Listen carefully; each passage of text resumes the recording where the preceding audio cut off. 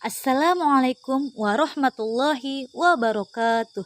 Saya Dewi Sartika Simatupang dengan nomor NIM 2014080011 akan menjelaskan tentang ekologi dan lingkungan hidup.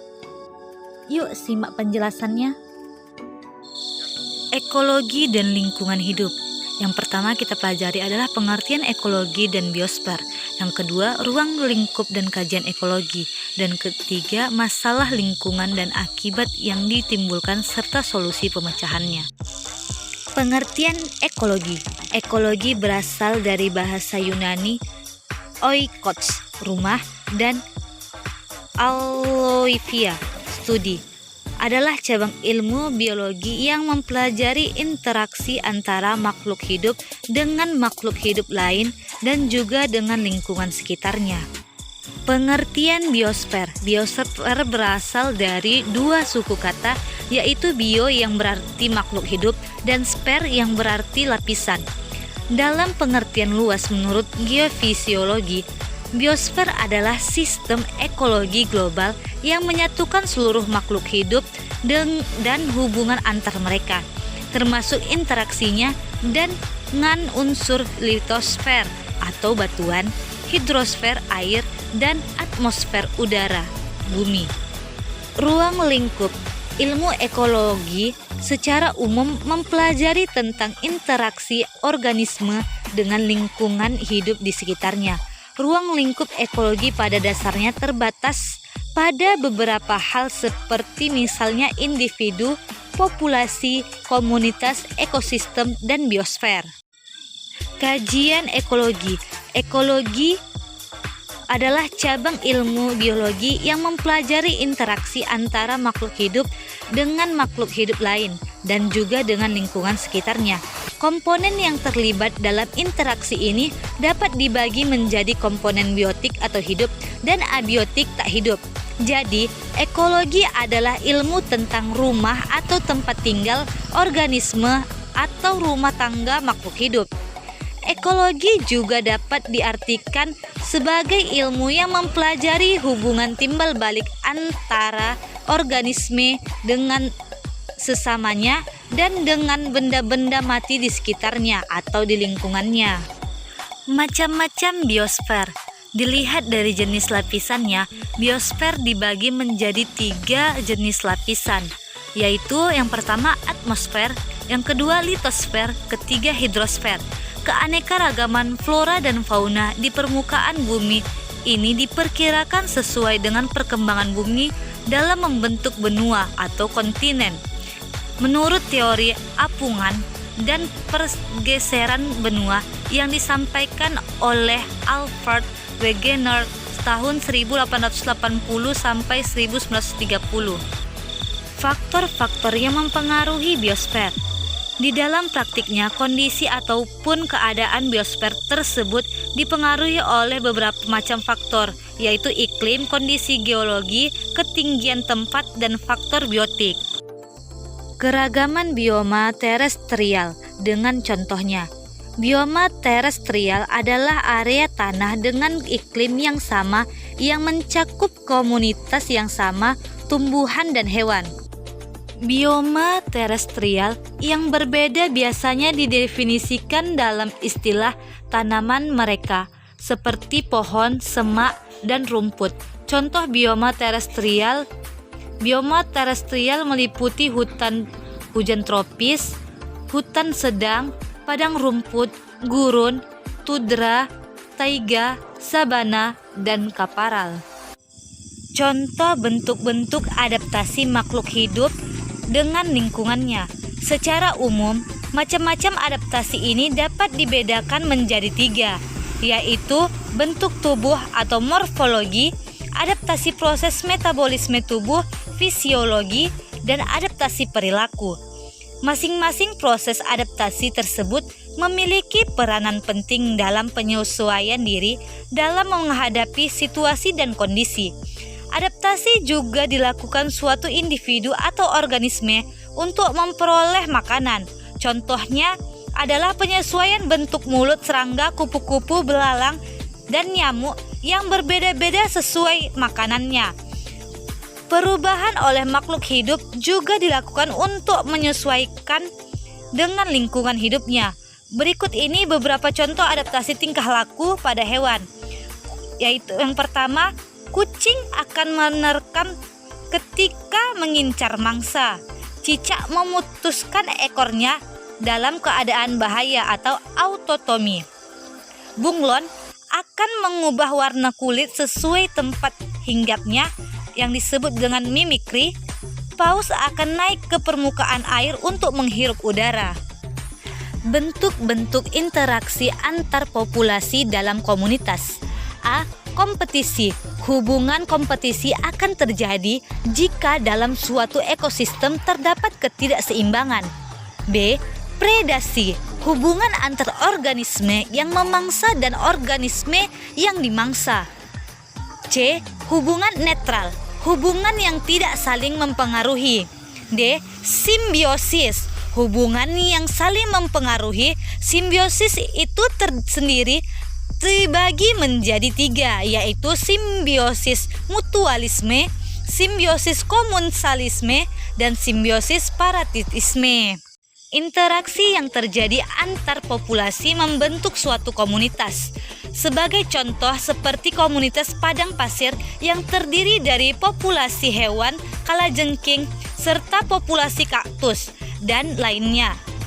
Interaksi antar komunitas kemudian membentuk suatu ekosistem, dan interaksi antar ekosistem akan membentuk biosfer. Kemukakan bentuk-bentuk suksesi yang terjadi pada komunitas. Suksesi ekologi adalah suatu proses perubahan komponen-komponen spesies suatu komunitas selama selang waktu tertentu. Suksesi adalah perubahan yang terjadi di mana satu komunitas menggantikan komunitas yang lain. Di darat, ekosistem yang pertama muncul dalam suksesi ekosistem adalah lumut kera dan alga, yang disebut sebagai komunitas pertama. Komunitas yang dihasilkan dari peristiwa suksesi disebut komunitas klimaks. Proses suksesi yang berakhir dengan suatu komunitas atau ekosistem akibat dari respon, tanggapan yang terkoordinasi dan komponennya terhadap setiap rangsangan yang cenderung mengganggu kondisi dan fungsi normal. Hubungan rantai makanan dengan jaring-jaring makanan dan piramida makanan. Rantai makanan atau biasa disebut jaringan makanan adalah suatu ekosistem makhluk hidup, yaitu perpindahan energi makanan dari sumber daya tumbuhan melalui seri organisme atau melalui jenjang makanan, di mana suatu organisme memakan satu sama lain untuk mendapatkan energi dan nutrisi dari organisme yang dimakan. Pada rantai makanan tersebut terjadi proses makan dan dimakan dalam urutan tertentu, yaitu rumput dimakan belalang, belalang dimakan katak, katak dimakan ular, dan jika ular mati akan diuraikan oleh jamur yang berperan sebagai dekomposer menjadi zat hara yang akan dimanfaatkan oleh tumbuhan untuk tumbuh dan berkembang. Jaring-jaring makanan merupakan gabungan dari rantai makanan yang saling berhubungan dikombinasikan tumpang tindih dalam satu ekosistem. Nama lain untuk jaring-jaring makanan ini adalah sistem sumber daya konsumen. Sebagai contoh, seekor tupai bisa memakan berbagai macam jenis makanan seperti biji-bijian dan buah-buahan.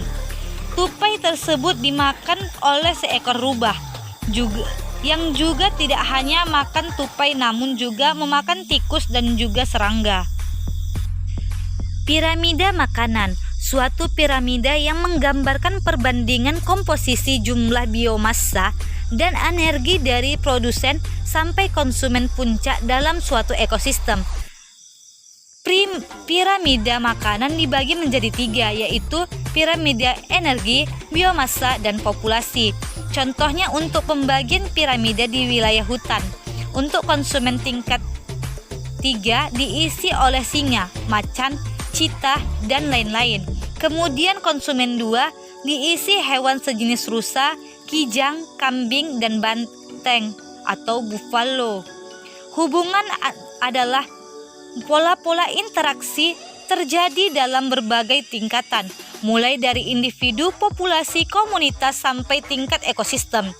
Interaksi antara faktor-faktor biotik dan abiotik secara garis besar dapat dilihat pada pola rantai makanan, aliran energi, jaring-jaring makanan, dan sistem biokimia.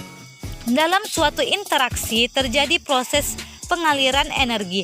Aliran energi terjadi karena adanya peristiwa makan-memakan. Peristiwa makan-memakan membentuk suatu rantai makanan. Rantai makanan saling berkaitan membentuk jaring-jaring makanan. Hubungan aliran energi dengan rantai makanan.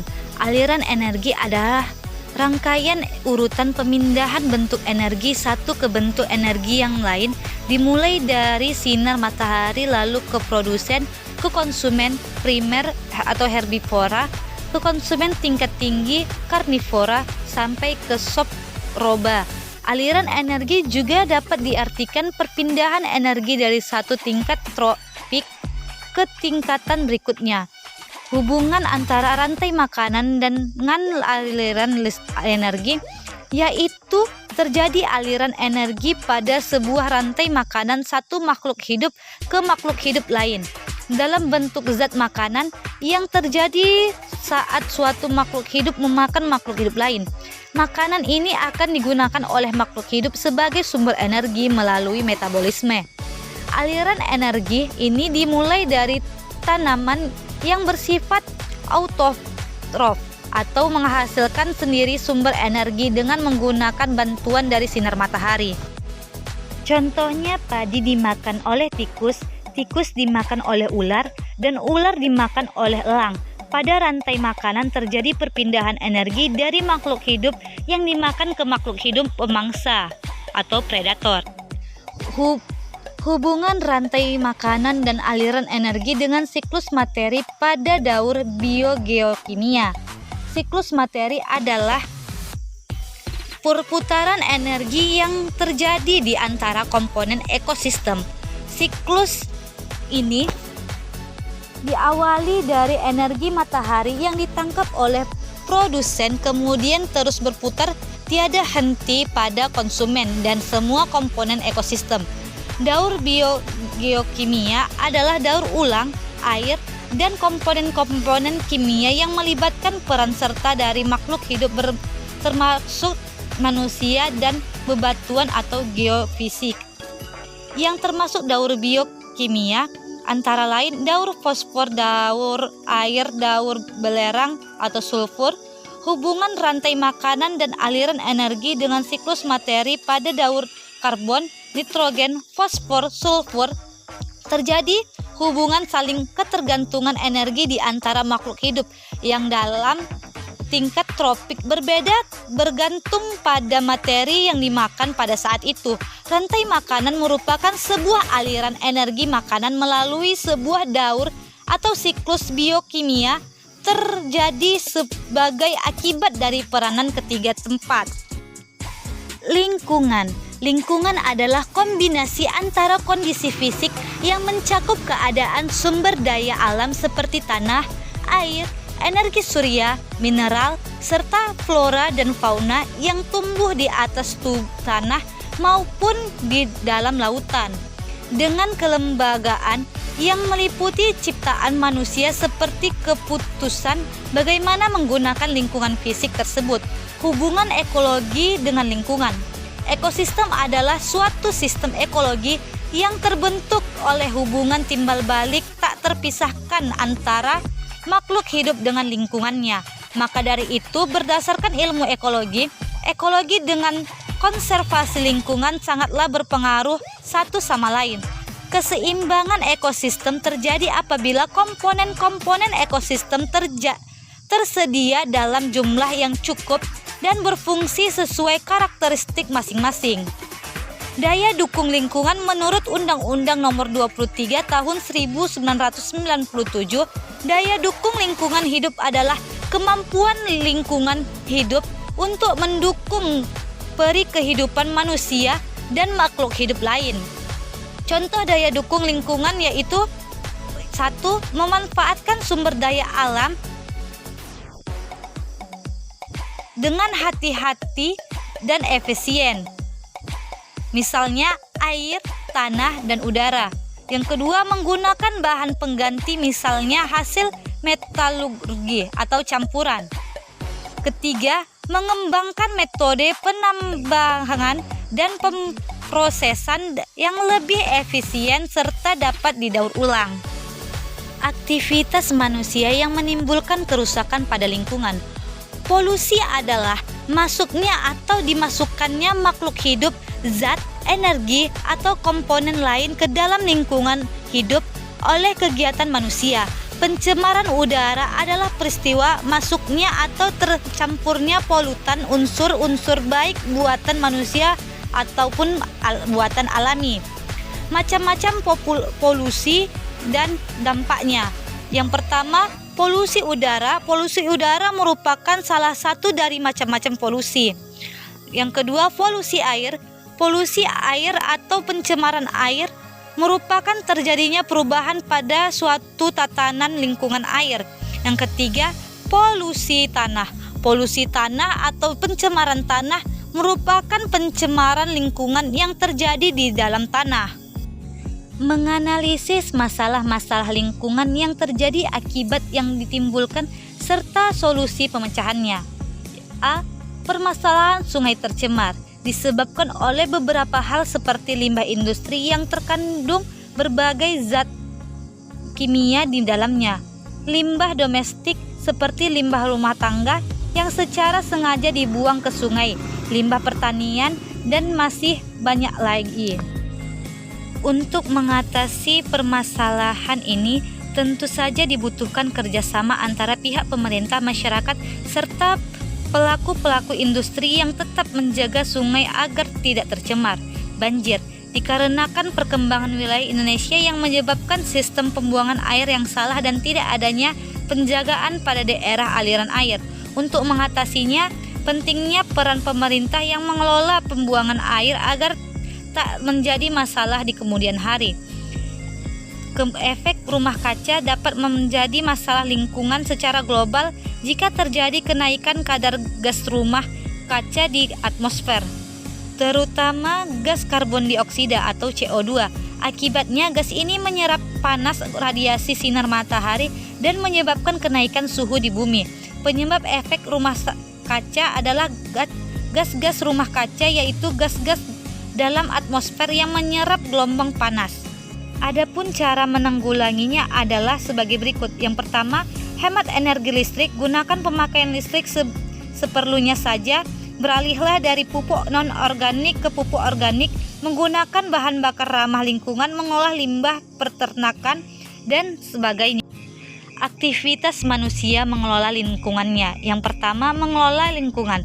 Pengelolaan lingkungan hidup adalah usaha sadar untuk memelihara dan atau melestarikan serta memperbaiki mutu lingkungan agar dapat memenuhi kebutuhan manusia sebaik-baiknya. Yang kedua, pengawetan hutan. Cara pengawetan hutan tidak melakukan tebang liar serta melakukan penebangan secara seimbang dengan penanaman, mereboisasi hutan yang sudah rusak, mengadakan peremajaan hutan, dan sebagainya. Yang ketiga, pelestarian flora dan fauna.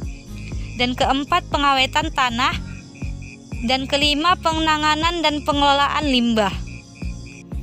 Menelaah kajian Islam yang berkaitan dengan ekologi dan lingkungan hidup. Di dalam Al-Quran dijelaskan dalam surah Al-Rum, surah ke-30 ayat 41, yang artinya telah nampak kerusakan di darat dan di laut disebabkan karena perbuatan tangan manusia, supaya Allah merasakan kepada mereka sebagian dari akibat perbuatan mereka agar mereka kembali ke jalan yang benar. Dan juga dalam Quran surah Yasin ayat 33 yang artinya, dan suatu tanda kekuasaan Allah yang besar bagi mereka adalah bumi yang mati. Kami hidupkan bumi itu dan kami keluarkan daripadanya biji-bijian, maka darinya mereka makan. Dari kedua ayat tersebut dapat kita telaah bahwa informasi dari Allah Subhanahu wa taala bahwasanya terjadinya kerusakan di daratan dan lautan adalah akibat ulah tangan manusia. Semua musibah pada hakikatnya adalah peringatan dari Allah agar manusia kembali ke jalan yang benar. Sekian penjelasan saya, wabillahi taufik wal hidayah. Wassalamualaikum warahmatullahi wabarakatuh.